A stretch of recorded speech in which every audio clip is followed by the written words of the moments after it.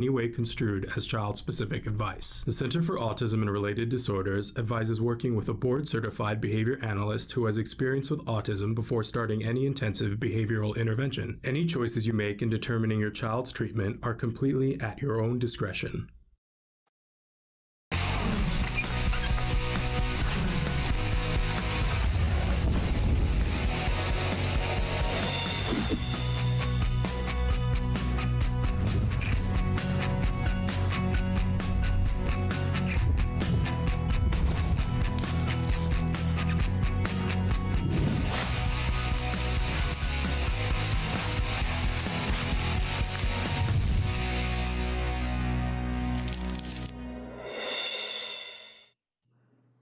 Good morning and welcome to Autism Live. I'm Shannon Penrod and I've got my thing on the wrong view. There we go. We're coming to you live. I'm in my house and I've got Dr. Doreen December here with us and she's in her house. We're observing that social distancing, but still here with you, hopefully in your house, to bring you some really wonderful information and hope and inspiration, I hope. We are going to be with you live for the next hour. I should say that this is Welcome to Autism Live, the morning edition, because right now, for this week and this week only, we are doing a morning edition and we are doing an afternoon edition. And I got to tell you that the afternoon edition has been so inspirational to me. It's just knocking my socks off every afternoon. That is happening at 2 o'clock Pacific time, which is actually 5 p.m. Eastern time. And it's a wonderful edition that's with Dr. December every day. In the morning show, you only get Dr. December on Wednesdays, and it is Wednesday, so you're getting double fabulous today. But she's with me every afternoon at 2, and I'm going to let her tell you what we're doing then because it's really remarkable. Dr. December? Good morning, everyone. Thank you so much, Shannon. Yeah, so our 2 o'clock show is very exciting because we are honoring our heroes at CARD, and we would love for all of our viewers to join us because truly it is one of our more, I guess, emotional shows because a lot of the folks who come on the show and we get a chance to interview them and talk to them a little bit about how they're experiencing this period of time in our lives and how they're coping and how they're continuing to help others. And so we are shining a light on these amazing heroes, and we'd love to share that with all of you.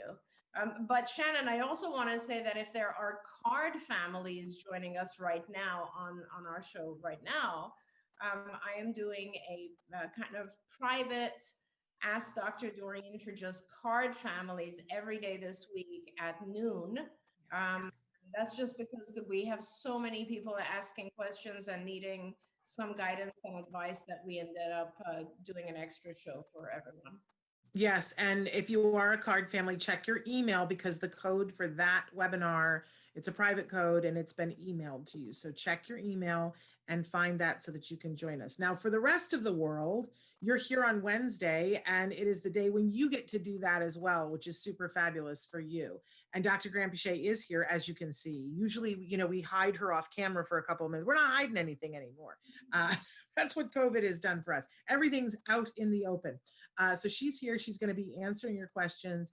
If you watch the show, there are lots of different ways that you can connect, lots of different ways that you can let us know your thoughts, your feelings, and your questions. Now, I have pages and pages of questions that we are still trying to answer from last week and earlier this week. And some that there was one in particular that was asked during our CARD Hero segment yesterday in the afternoon version of Autism Live. And I promised them that we would hit that first this morning, and I want to honor that promise. But for all of you, please write in. I take preference over live questions and try to answer as many as possible. Please, though, be patient. I'm trying to, go back and answer as many as I can online. But we're behind, and I'm just going to be honest about that. But the question that we had live yesterday during the afternoon show was, it's really hard to cope with this quarantine COVID-19. They refer to their son is keeping us on our feet. It's a big challenge. Having to look after my 8-year-old son. He's extremely hyper, not aware of danger, Today, he went out of the garden with his scooter to the main road, had a lucky escape. Is there a medication to keep my little boy calm, less hyper? And they want you to know, Dr. Granpeesheh, he's nonverbal, and they're thinking about getting a GPS tracker. And of course, we're fans of the big tracker, but the preference is to not have to get to the point where we're looking for them with the tracker, right, Dr. Granpeesheh? Yeah, absolutely, of course. And so there are a few things you can do, but I mean, the tracker is also a good idea also because it will give you a little bit of peace of mind. And right now we all need just as much peace of mind as we can get. So uh, there's many things. One is the first thing I would do, honestly, is I would put up some sort of barrier. So if there's no fencing or if there is access where he can get out, please deal with that first. Safety is always the primary area of focus. And I would really, really urge you to make sure that the backyard or wherever he is running around, just like we do with our infants when they're born, we go ahead and make the house safe. That's my first thing is please do whatever you can to put a barrier up so that he is not able to run away. The second thing is, yes, there are medications, obviously, that you can have your psychiatrist. You can start with your pediatrician, maybe have a conversation. This is a good time, actually, to have that conversation because a lot of these evaluations can be done with you answering a questionnaire to identify if he has symptoms of attention deficit hyperactivity. And if he does have some of those hyperactive symptoms and they're unmanageable right now, it might be the right time to try some medications that will help calm him. All that aside, and the GPS tracker, as I said, is a good idea to give you some peace of mind. But all that aside, from a behavioral perspective, there's a lot of stuff you can do. And it's very difficult, I think, for parents. Like, I don't want to be unfair and just say, you're going to do the following things to deal with it. Because, yes, there's a million other things you're dealing with right now as well. So what I would suggest, whatever is feasible for you. Let's start with that. A lot of payers right now have given funding for in-home telehealth, in-home therapy, as well as for telehealth therapy. And I would really recommend if you do have an ABA provider that you contact them, ask them if they have funding for you to do this, and work with your BCBA as well as your BTs, your behavior technicians, to handle this situation. Elopement is a very big and important issue, and pretty much everyone will fund it. So that's that. If you don't, then I would recommend that if you're just on your own right now, I would recommend the first thing you should do is set up some sort of routine for your child that and make sure that a lot of the activities are physical activities in the routine that will literally exhaust him. That's pretty much all you can do right now. So if there's an opportunity, if there's a trampoline in the house, maybe that's part of the routine. If there isn't, maybe jumping on a bed is part of the routine. Actually, like just doing calisthenics. If you can set up an obstacle course in the background, anything, jumping rope, kicking a ball back and forth, whatever you can do that is a routine that he gets into, it'll be helpful. And during that time, if it's possible for you, if someone's watching him and it's possible for you, I just want to recommend that you start using that time to learn some of the behavioral techniques that will help you in the long run. And of course, those are available to all of our viewers on, excuse me, on IBT's website, Institute for Behavioral Training. Did you want to ask? A great point. And I want to say the folks at IBT asked me to be telling all of you every day there is a free training every single day of the week that they are posting on their site, ibehavioraltraining.com, just for parents during this emergency, that are tailored just towards the kinds of things that are coming up because you're in a stay-at-home situation. So those are there for you. Those are free. There are additional trainings that you can pay for that are very affordable. You know, I think they start at $7.50, so it's cheaper than even buying a softcover book. And it's videos by top-notch people that help you to learn things. And I also want to point out that on their website, they have 3 different sets of videos. They have, and basically it's teaching all of the same things, but at different levels. And it really is a measure of how much jargon you can handle. So what I love about it though, is that you can start with the parent videos. And if you find, okay, but I want to know more about that, you can learn more about it. You can go to the professional and take the same videos that professionals do to train themselves. And in between, there's the teacher ones that deal just with things in the classroom, which may be of help to you right now, as so many of you are having to be teacher and OT and whatever. And side note, when Dr. Granpeesheh started answering this question and she talked about shoring things up so that, you know, that they can't get out with any ease, I just want to remind everybody that hardware stores are delivering, that that they are considered one of the essential businesses. If there are locks and alarms that you need to install, most hardware stores are delivering right now. You don't even have to leave your home. You can go online, you can order things. Please, let's be safe. It is the time of year where normally we are talking about this all the time on Autism Live. And, you know, I hate scaring people and I hate being negative, but let's be honest. The #1 cause of death for individuals on the autism spectrum is drowning due to elopement. And the #2 is being hit by a car due to elopement. And let's not have that be our stories. Take every precaution that you can, shore that place up, learn what you can, because you know, we want everybody to be as safe as possible. Okay, and I wanted to bring up, we had somebody write in, and it's not even a question, but it was a comment, and it's a heartbreaking comment. And of course, my computer hates me right now. It's because I have 17 windows open. All right. But a nurse wrote this in to us last week, and I wanted to put it out there, and have Dr. Granpeesheh comment, because of course we're also deeply grateful for first responders. And, you know, we are taking an hour every day to talk about how grateful we are for the people who are still working with our kiddos.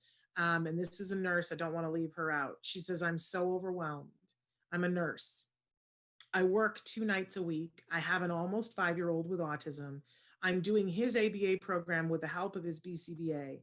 I'm also doing his speech and OT. I'm also helping my 12-year-old neurotypical with e-learning. I just want to cry. I won't quit, but I'm struggling so much right now. And I just wanted to shout into the void, and I don't even know if she's watching today, but to say, you know, you're a hero. And, you know, when we all think about all the things that we have going on, and then to be a nurse on top of that and be leaving your home 2 nights a week to be able to take care of other people, you are a remarkable human being. I know for me, and I'm going to let Dr. Granpeesheh comment. I've been racking my brain, like, what can I do to help you? And let me just say this, you know, please write to me if I can, you know, 1 hour a day help out with doing something with your 12-year-old. I'm not the best tutor, but there are some, I'm an ex-teacher. There are some things, if you want me to be hanging with your 12-year-old for a little while every day, I will do that for you. So write to me if you're watching, and just putting it out into the universe. Bless this woman and all that she's going through. Dr. Granpeesheh? I'll just add to that, Shannon. I guess I'll just say, you know, sometimes and it sounds to me, excuse me, I think I'm losing my voice from doing so many meetings. Yes. Sometimes we just are doers, right? I mean, you are, I am, Shannon, and it sounds like this parent is as well. And we end up doing so much that we just forget. I guess it's not one of our habits to ask for help. And so, what I would recommend is, if you have friends or anyone else that you can lean on right now, it's a very tough time, because I know nobody wants to like enter the home, or, you know, and God willing, we're about to hit the peak and then we'll start going, things will become easier again. But if you do have anyone that you could ask for help, ask for help. You know, there's no weakness in asking for help. Honestly, given your circumstances, anyone would need some support and help.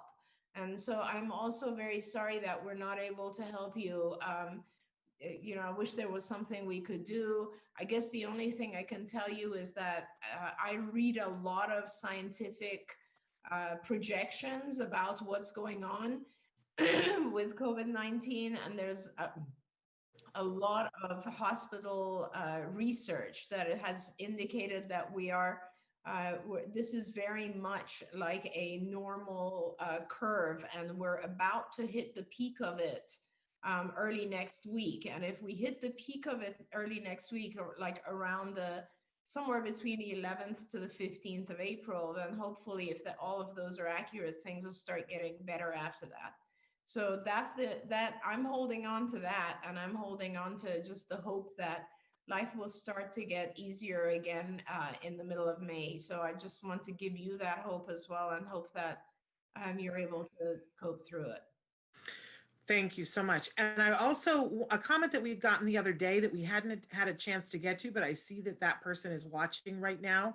They wanted to know, does anyone know a way for a teenager who has not been evaluated yet to still be evaluated for autism if their state is under a stay-at-home order? Is there a way right now to do that? Yeah, absolutely. I mean, if I were to evaluate a teenager right now, I would do an interview with you, the parent, and I would send you a series of assessments that are questionnaires. And then I would want to see the adolescent on camera. If they are verbal, I'd want to talk to them. Otherwise, I would ask you as the parent to try to interact so that I could see some things. But certainly it's possible to do an evaluation right now. We at CARD have actually, unbelievably, we have just as many admissions occurring right now as we did before the virus, which is incredible. And our admissions involves all of the above. It involves assessment, evaluation, observation, questionnaires, all kinds of stuff. Wonderful. I just want to take a second to acknowledge the people that are have written in who are watching. And I was saying before we came on the air that today is my dad's birthday. He would have been 83 years old. And early on in my dad's career, he was in the field of television. He was a sound person early on. And in Boston, one of his first jobs after leaving the military was he was the sound engineer for Romper Room. And on Romper Room, there's a point when the woman says, "Mr. Music, please." And my dad was Mr. Music, so, which was super fun. But there was a point in Romper Room where she would hold up a little mirror and she would say, "I see Bobby and I see Joey." So in honor of my dad in Romper Room, I'm just going to say, "I see Raven and I see Christina and I see Critter Kid and I see My Non-Traditional Life and I see Jeremy." And if you guys want me to acknowledge you, write in right now and I'll say your first name or whatever, like Romper Room, which is extra fun for me. Okay, question that we have coming in. Do you have any advice for a 2-year-old that was eating good, but in the last few months, he's really become very picky? He's a sensory kid, according to his OT. And I imagine that with all of this COVID stuff, if a kid was picky before, it's going to be that much harder when you're having issues ordering groceries. Yeah, that's a good point. I hadn't even thought about the fact that groceries are probably a little bit more restricted. I don't know. I can't tell from the question whether or not the pickiness has increased just as kind of in correlation to COVID, but it is very common for our kids to gradually become more picky. And it's funny, Shannon, because we were just talking about this yesterday. I think the whole concept of food selectivity and how it develops in kids. So maybe I'll talk about that for a minute real quickly. With us, as when we go out and eat something that bothers us in some way or another, like let's say it causes gastrointestinal inflammation or something, we tend to think about the ingredients of the food that we ate and what ingredient would have caused me to have whatever, bloating or pain or whatever it is. And then we try to avoid that ingredient going forward, right? With children, so like, for instance, I could say, oh, I've come to realize that every time I eat something that has peanuts in it, I react really badly. Maybe I'm allergic to peanuts, that kind of thing. But with children, they don't have the ability to identify the ingredients. All they can identify is the color or the smell or the crunchiness, softness, the texture. And so they start to overgeneralize based on that.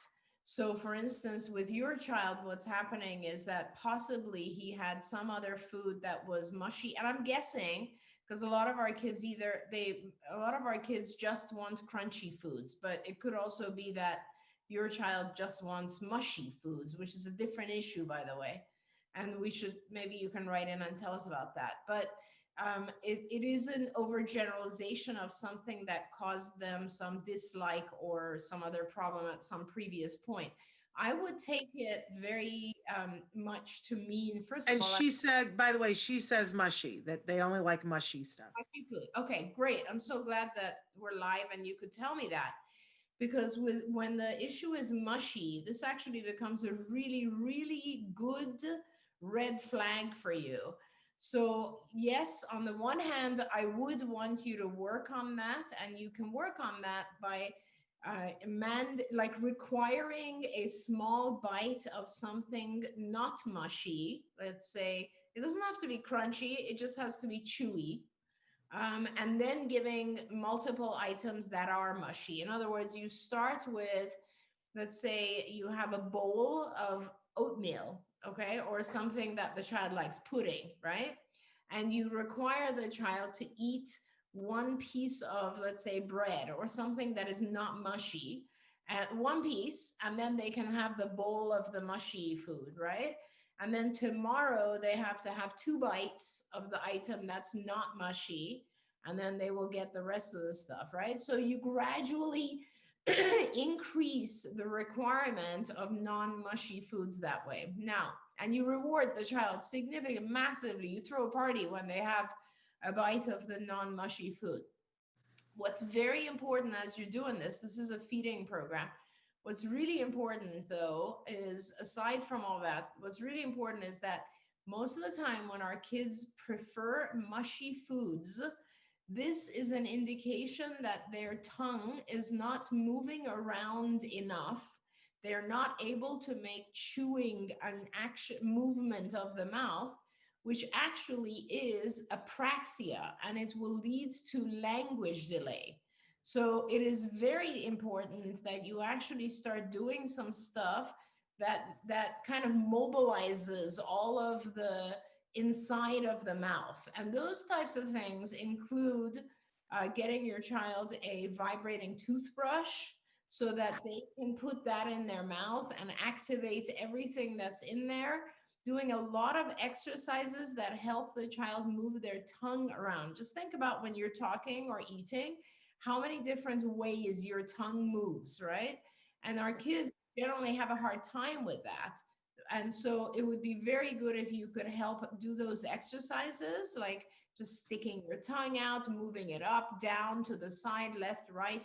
You can use like a lollipop to try to guide the child, because their tongue will move to the lollipop. In fact, if you go on skills, I believe we have there's a section called oral motor exercises, and you should be doing a lot of those. That also will help. Yeah. It's and skills. And by the way, somebody asked for the IBT, so I'm going to give you both of these at the same time. So the place where you got the trainings, Katie, you were, and by the way, I see Katie, you were asking about. So that's ibehavioraltraining.com, ibehavioraltraining.com. And maybe Traven, if you can type that in on Facebook, so that, or YouTube, wherever Katie has asked that, because I can't discern that from here, so that they can see it there. But ibehavioraltraining.com. Now skills is at skillsforautism.com, and you can go there, do a trial. But there is a whole section that's on motor skills. And in motor, there are oral motor skills and there are physical motor skills, right? Gross motor skill and fine motor skills. But there's also visual motor, which I find that a lot of our people are really excited to get to. So really good stuff. Okay, so hopefully we have addressed that. I've got questions every which way here, but I want to go to one that I think is everybody's dealing with right now, Dr. Grant-Boucher. I cannot seem to get my 10-year-old away from his iPad, his computer, and his phone. How do I try to take away so much dependency on technology, especially in this moment in time?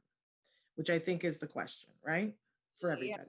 So, I mean, I think what you need to do is, so there's, I guess I have two perspectives on this. One is, let's choose our battles right now. So if it was any other condition where, right now we're 100% dependent, all of our communication, whether it's just social communication or it's academic or anything else, does require a computer or an iPad, right? And a phone. So it's sort of, it's a very difficult thing to cut that off or reduce it significantly during this time. If it was any other time, I would say, yes, you need to start restricting some of those things. But right now, you still can restrict them for sure. But I think you just, you limit them less than you would at any given other time. So I would first of all, not worry so much about it, because all behavior we can change behavior later as well. But I would just make sure that if he's on his iPad, computer, or phone, in between, there's physical exercise, which is very important. And that, like, you just have to mandate that. You basically have to say, if you want your iPad, I need you to go and, run back and forth 20 times or whatever it is that you want him to do. Require some physical activity, maybe require a small amount of other types of things, like maybe, you can't have the iPad or computer when it's meal times. And I talk to a lot of parents, and right now is the best time for everyone to start, like, kind of going back to the traditional family type of environment where we all eat together and have eye contact and socialize and all those good things, that we had lost due to all the crazy competition and activity and speed of life. Yeah. So, but then again, when he's on his iPad, computer, and phone, I would just make sure that you're comfortable with what he's on. So that becomes a different issue. And it's kind of like, when he's on these social media, is he on the appropriate sites that you want him? Lock those features so that he's not able to access things that you don't want him to access. And I think that's the best you can do right now. Honestly, our world has changed, and I don't know how much it'll change back. This is the interesting thing, because if you look at the young generation right now, a lot of their social behavior was always on computers, has been forever. Gaming industry is on computer. It's all on computers, right? So whether or not we'll go back to the way it was when we were kids, I don't think that's ever going to happen. And I think the more we realize our capabilities through things like Zoom, for instance, the more people become comfortable with socializing even in this modality. So, you can restrict it just as long as there's other healthy things that are in the schedule, but I would also be lenient about it. There you go. I do want to point out, and we've been trying on the show as much as possible every day to give you guys something to do. And I know that sometimes it's just overwhelming. It's like, I've got all these things to do. And then when you want to do something, it's like, well, where was that thing that Shannon talked about? And we're constantly looking for ways to be able to give you guys information and not bombard you with emails and such. So we've always had a Pinterest page on Autism Live, and I myself curate and put things on the Pinterest page, and I put them in different categories. And what I did over the weekend was I started making categories. And so if you go to Pinterest, and if you've never been on Pinterest before, you're welcome, because it's you're going to fall down a rabbit hole, because it's everything that you ever wanted, because you just have to search for it and you'll find everything you ever wanted. I think it's better than the internet. But don't get me started talking about Pinterest. but find Autism Live. We have our own Pinterest page on Autism Live, and you'll see the boards that I've created in there. And there's things that are just like crossing the midline and things like that. But I've specifically started curating boards that say at home. So then it'll say at home, and then it'll say visual schedules. And I tried to put in like, you know, as many examples of visual schedules as I know you guys ask for. Like, how would I make a visual schedule for somebody who's nonverbal? Well, there's several in there. How would I make a visual schedule for somebody who is a teenager or an adult? How do I make a visual schedule for myself? How do I make a magnetic one? So there are a bunch of them in there. And I know none of us wants to do this project, but I can tell you for myself and for my child, when you do a visual schedule, there's something about it that our kids see and go, okay, I'm gonna get, and you make it, if you have to, if they don't read yet, you put pictures, but if they are reading, you put text. But there's something about being able to see, I'm going to get to have screen time later on, that allows you to say, this time is time when we just, you know, do physical stuff. And I had this lesson brought home the other day, because I'm having this problem myself, right? Where my kid is wanting to be on screen time all of the time. And some of the time he has to be because of his school, right? And he has passions that, you know, he's creating video games and he's editing video. And so I want him to have that screen time for those things, right? And he's doing his SAT prep on Khan Academy, right? He's doing all those things. I don't want to take that time away, but you know, I need for him to still be interactive. I don't want to lose all the things that we've worked so hard on. And the other day we worked our way gently up to that we watched a movie with him, and it wasn't even a movie that I thought he was necessarily going to enjoy. And afterwards, I said this yesterday on the show. I said to him, you know what, this was so nice. I so enjoyed spending this time with you. And my kid, who is fully verbal now, said to me, oh, Mom, thank you so much for saying that. And my husband and I both learned through that, you know, as much as he enjoys that screen time, we have to be feeding the other stuff. As much as they mew about it and say, I don't want to, in whatever way they're capable of saying it, we have to be working to have that interactive time with them, because it's good for their self-esteem. But check us out on Pinterest. And there are other things on there. I put 5 days worth of at-homes in there to talk about this week. But start with the visual schedule, because I think that's really, you talk about that all the time, right, Dr. Grampiche, the visual schedule? Oh yeah, the scheduling right now, I mean, this whole thing that I keep talking about, routine is like, I think it's also, it just saves us right now. Like, honestly, and the visual schedule is a huge part of that. I was early this morning, I was on a walk with my family, which we do now every day. And these routines, we were just talking about that, these routines of like, just everyone has a specific set of activities throughout the day is truly what makes us get through this period of time right now. Yeah, amazing. Okay, so somebody has written in and said they need help for the login for iBehavioral training challenges. I just want to point out, because some people are watching who are card parents. So I just want to point out that if you are a card parent, you were given a special login to a special part of iBehavioral training that is different and separate. You will not find those new trainings there. If you are a card parent and you have not found your way to log into that special card thing, send an email to me, s.penrod@autism-live.com. We'll get you straightened out for that. That's special stuff just for you.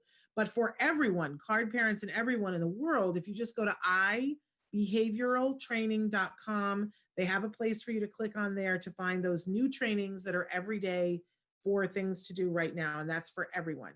But if you're a card parent, it can be confusing. You don't want to log in the way that you normally do. Also, somebody wrote in and said that yesterday in one of the different places that we were on, Dr. Grampiche, and I don't remember whether it was Autism Live or you know, the private thing, that you were talking to a mom about that, you know, you might even want to introduce some new toys to get them to be reinforcing. For some reason, I think that was the private one. She wants to know, what if you introduce everything and its mother, but it's still returns to the and I love that, the non-age appropriate toy. And can I tell you that somebody after the webinar said, I wished you had asked, what is the toy that you want them to play with, and what is the toy that they want to play with. That would have helped us. And I was like, that didn't even occur to me. But somebody said they wanted to know that. And can we talk a little bit about that? Because she specifies the non-age appropriate toys. Because I know that there are so many of you that are out there that your kids are playing, your 15-year-old's playing with Thomas the Tank. And, your 18-year-old daughter is playing with her Bratz doll. And that's a very emotional thing for a lot of people. But in this emergency, Dr. Granpeesheh, what's your advice about playing with non-appropriate, age-appropriate toys? Well, I mean, I have a lot of comments about that. So I'm sure you do. in this emergency, I think it's one of those things that we just be lenient about. That's number one. But the second thing is, and more importantly, when you talk about age-appropriate toys, I think there's two things I want to say. One is sometimes we look at it's a personal thing. Like if, as Shannon said, if your 18-year-old is playing with Thomas the Tank, everything else that they're doing, is it age appropriate? Or is everything else also at a younger functioning level? Because if everything else they're doing is pretty close to age appropriate, then I can understand that you would want them to change and maybe start doing what 18-year-olds do in their recreational time. Otherwise, it's just makes sense, right? If their functioning level is a younger age, then that also applies to their choice of recreation, which is how they want to entertain themselves.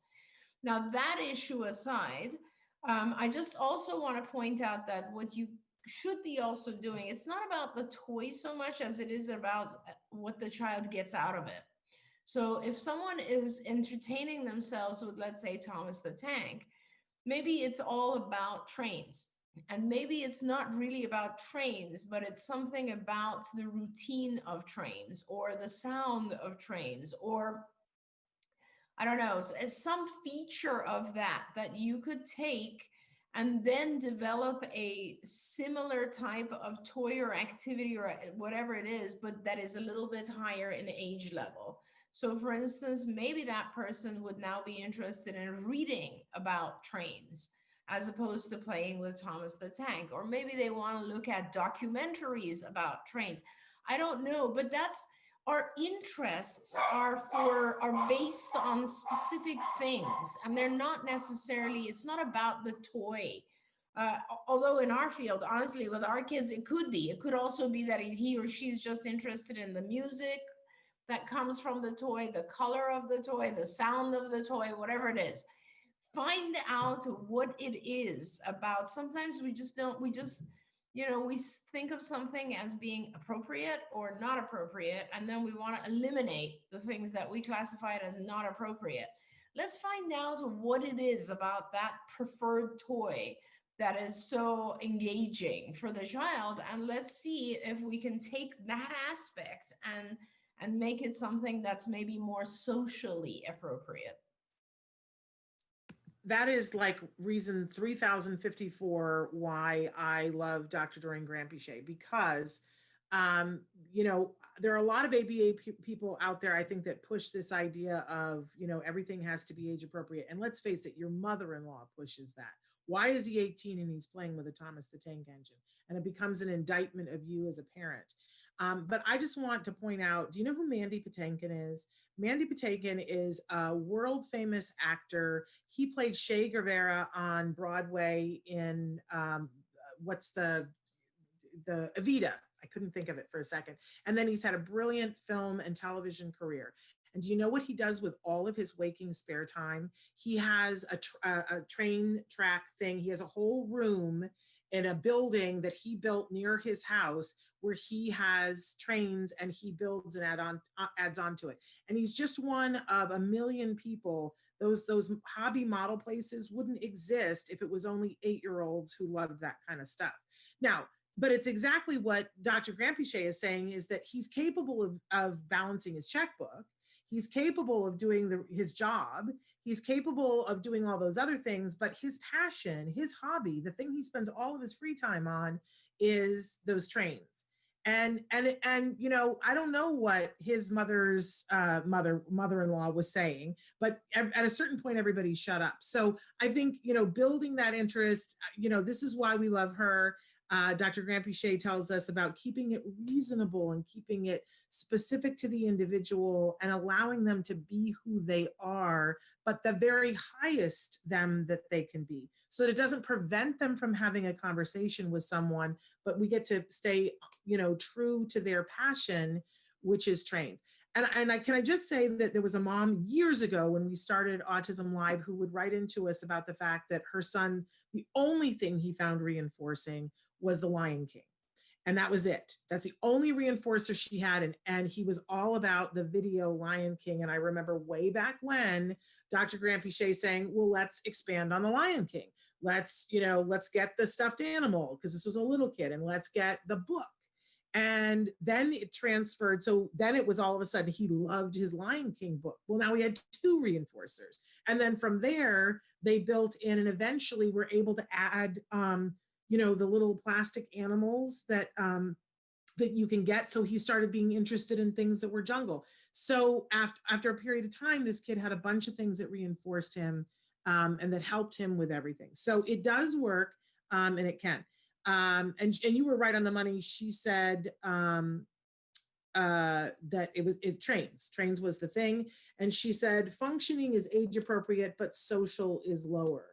And so, you know, but there are lots of things about trains that are social. Go ahead, Dr. Grant-Pichet.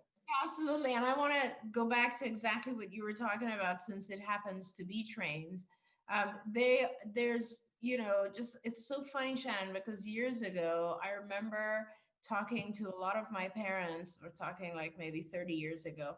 And a lot of the parents would say to me, like, he's so interested in just like building things and, you know, like making machines, and so on and so forth. And I was like, that's not a bad thing. Like, you know, there's a lot of there's room for that, right? And then before you know it, years go by and we have robotics teams in elementary school. So let me tell you, you can look around and you will find hobby classes or groups of kids getting together doing train type things.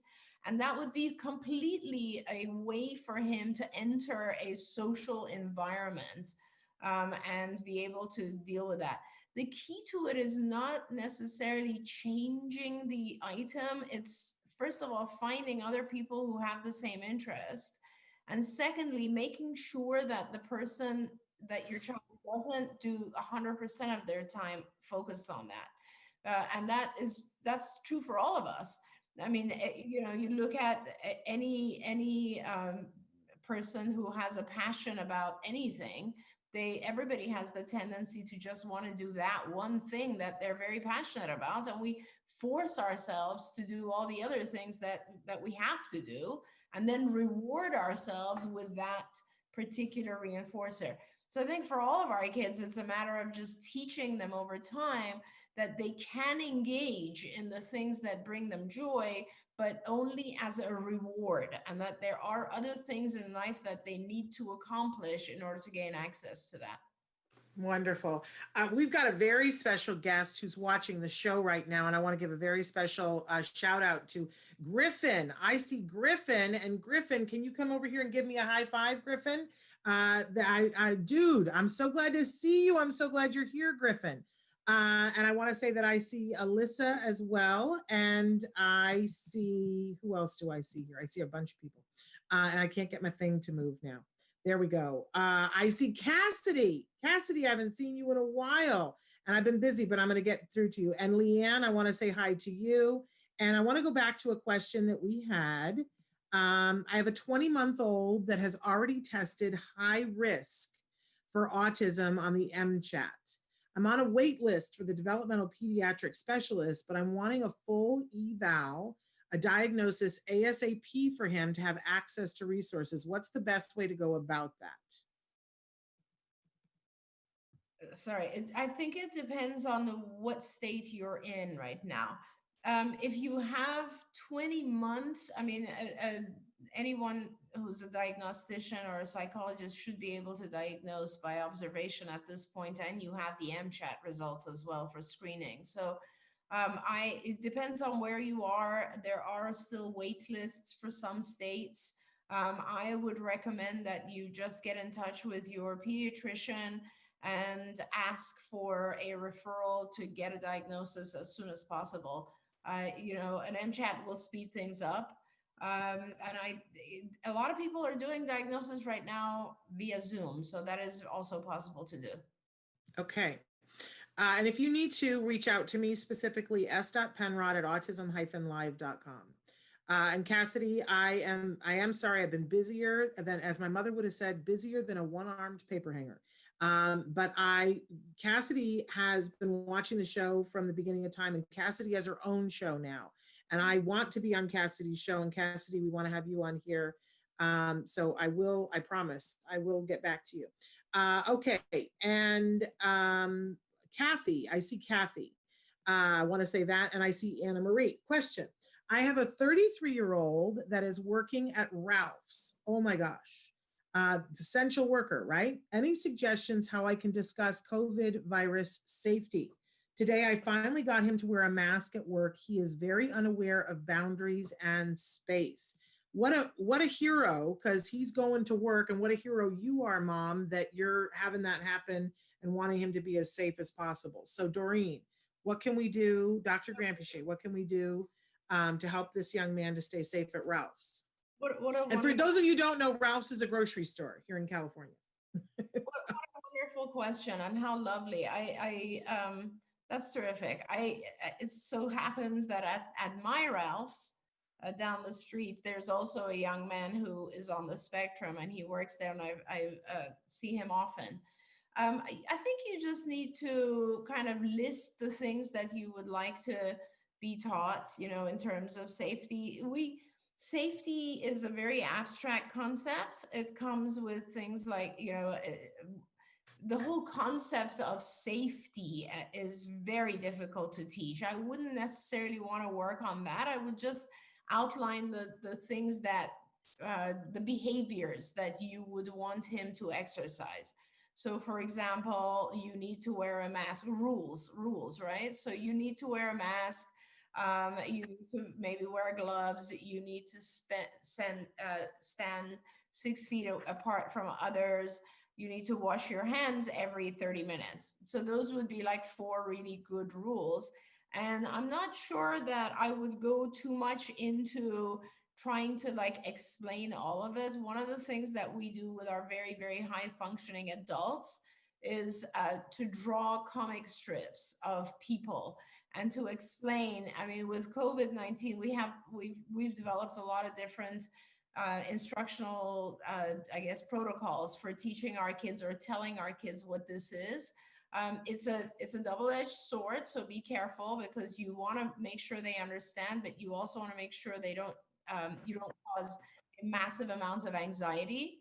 So the best we found for our adults is to compare it to, let's say, just a regular cold or a virus, and teach them that it is very important to not give it to other people, because then other people will get sick and unhappy. And that's as far as we go for the reasoning. But we do practice a lot of the behavior. And I think that's what you need to do, is practice the behavior and reward the behavior. Oftentimes we get very involved in trying to explain the reason to our kids, and that's not really what it's about. It's a lot of times it's just, this is the rule. Just like when you go to work, you clock in. Now, when you go to work, you have to put a mask on. That's a rule. The governor told us we have to do this. And you also have to wash your, so just the behaviors, and when he comes home, when he leaves, give him a small checklist, on a very small piece of paper, and ask him to put his initials next to each item when he does it. He can put that in his pocket, and he can have that with him all day long. And when he comes home, he can show it to you. And if he has done those things when he was supposed to do them, then you need to give him a very significant reward for having done a fantastic routine during the course of the day. So really, that's the kind of thing that I would focus on right now. It's a very difficult and abstract concept to be trying to teach people about safety right now. Yeah. Okay, Amani says, I always learn so much watching this show. Thank you, Amani. I learned so much being here. Let me just say. Okay, so Bonnie wanted to know, what are the signs of intellectual disability in an autistic kid? My son is 6 and he is functionally verbal, but he has not been tested for his IQ yet. Is there an intelligent test for a kid like him? Yes, absolutely. And I'm sorry, Shannon, did they say he is verbal or not? They said that he's functionally verbal. Functionally verbal. Yeah, so there's two options. At 6, you're right on the cusp of a Whipsy and a Whisk, which is the same IQ test. It's the Wechsler test of intelligence, but it is verbal. It does give a lot of verbal information, and instructions. So if his verbal ability is limited, it will pull down his score. So another way to test intelligence is through nonverbal tests of intelligence, which are designed for hearing impaired individuals. So I would recommend one of those. There's the Merrill Palmer or the LITER, Leiter, the LITER 2. They're very, very good tests, and that's how you will measure raw intelligence, aside from language. But, and tell me if I'm wrong here, Dr. Granpeesheh, one of the things that I was taught once my son was diagnosed, because I was always taught that IQ tests were rigid, that you got tested and that's what your score was, and that's what it would be your entire life. That is not what we saw in our son. That it changed vastly after he had ABA. Is that a thing? That's right. So IQ is malleable. In fact, we've written many articles about the fact that IQ changes. All IQ is mental age divided by chronological age times 100. So, if your mental age, the way that you, in comparison to all your peers, what you're doing is about the same as your regular own age, then your IQ is going to be 100, because it'll be 1 times 100. And normal IQ is 100. But the more your mental age increases, so the more you learn through anything, through ABA, through school, through whatever, the more you learn. And if you're learning more than your peers, then obviously your IQ score will increase. So when our kids are first tested, they're testing around, I don't know, 60 or 70 IQ, because their mental age, they're functioning, let's say, like a 3-year-old, but they're actually 5 years old, right? So it's 3 divided by 5 times 100, and then that shows a low IQ. But as they catch up to their own age group, as they learn through ABA and they master all the things that other 5-year-olds are doing, then their IQ starts to approach 100, which is normal IQ. So IQ on its own is not that interesting when you're very young. It starts to become more interesting, or I guess prescriptive, when you're a little bit older, because it only indicates that it's going to be very, very hard for you to learn certain things.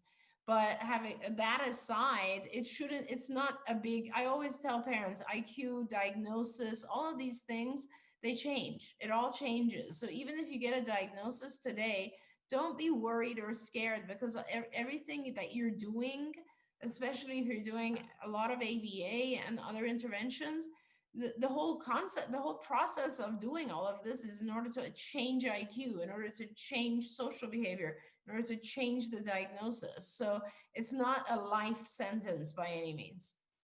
Okay. Thank you so much for that. We're saying hi to Human, and Human says, my son is autistic and he's 3 years old. He's not bothered with loud music or sounds. In fact, he loves loud music and he loves to dance to it. Should I assume that he will not develop a sensitivity to loud noise as he grows up? Or is there a possibility that as he grows up, he will, and it's being difficult for me, he will be intolerant to the loud sound? So that's a great question. And no, so the kids, our children are not intolerant to the same stuff. So if he likes loud music and loud sounds, first of all, I would want to make sure that you've checked his hearing. So let's make sure that his hearing is normal, because otherwise, let's just make sure of that. So that aside, as he grows up, he most likely will not become sensitive to loud music or the sounds that he's enjoying right now.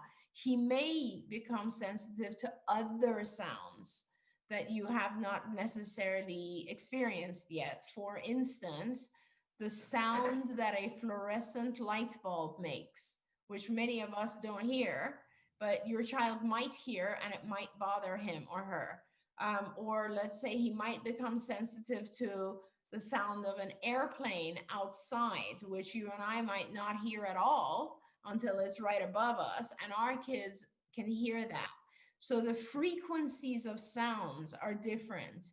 Sometimes our children have insensitivity to certain things, so they require it to be louder, but they have hypersensitivity to other decibels, which they just can't tolerate because it's so shrill. So that's kind of how it progressed. And sometimes our kids have no sensitivity to sound. So it's entirely possible also that your child will have typical sensitivities to the various sounds as well. We'll just have to wait and see. Okay, this is probably going to be our last question. I apologize. You guys are writing in fast and furious, and we'll try to answer them as much as we can online. But the next question is: my 3-year-old son is saying one word and reading. How long does it take for him to communicate effectively or saying more than one word? It doesn't say what age the child is. 3. They're 3 years old. Oh, just be patient. It's really good if he's saying one words and reading, and all of that is fantastic stuff. And depending on the hours of work that you do, it could be faster or slower. If you do nothing at all, I can't predict which direction it'll take. If you do a lot of therapy, which right now your child is at the age where honestly the recommendation is 40 hours a week of one-to-one ABA therapy. If you really do that for a couple of years, then things can progress very, very rapidly. Is there another comment, Shannon? There's all kinds of comments here. And I just want to say that, people have said they're so excited to use the electric toothbrush for oral motor. The mom with the son who's working at the Ralphs has said how deeply appreciative she is. She says, I like the checklist. He does well with those. He does have a routine when he gets in the car at home. And she said, thank you so much. He's been working there since he was 20. I'm reading a comment from somebody who has identified themselves as being on the spectrum and that they run a wildland fire suppression business.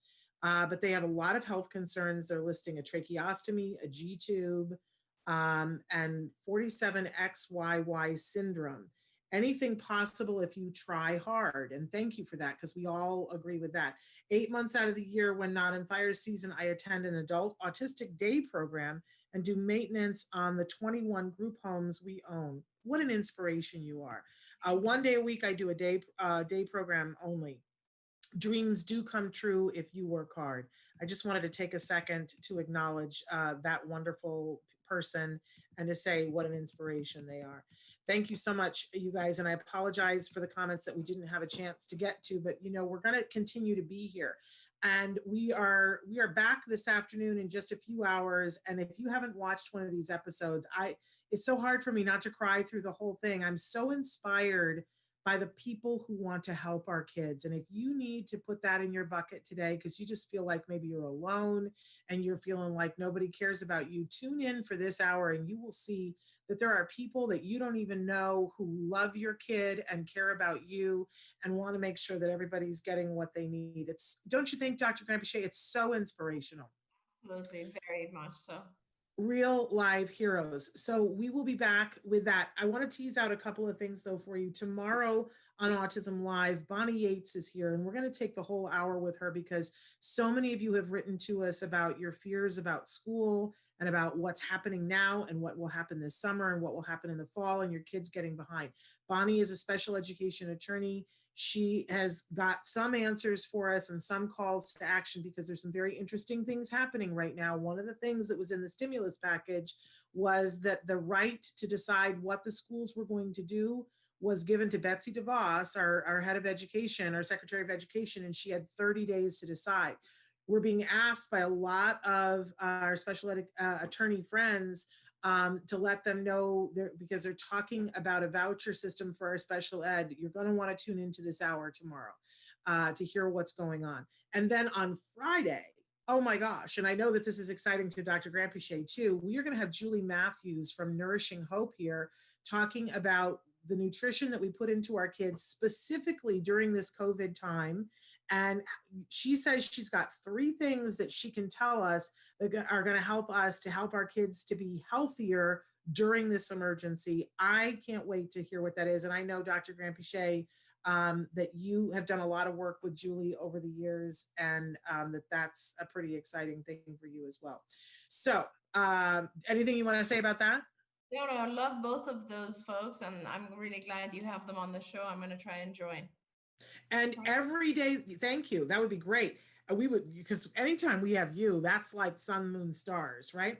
And we are going to continue to have that afternoon show the rest of this week. It's just a very special week here on Autism Live. So at 2 o'clock Pacific time, 5 o'clock Eastern time, we're back here with Card Heroes. I guarantee if you can get through it and not get misty or emotional, I don't know what to say, because I can't. They have to practically hose me down afterwards, and they're delightful. So tune in, be a part of the Love Fest. We're over time now, but thank you so much for being here. Dr. Granpeesheh, thank you so much. I learned so much every time. Thank you so much, Shannon. Thank you. But we'll be back at 2 o'clock. Until then, give your kiddos a hug from me and one for you too. Bye-bye for now.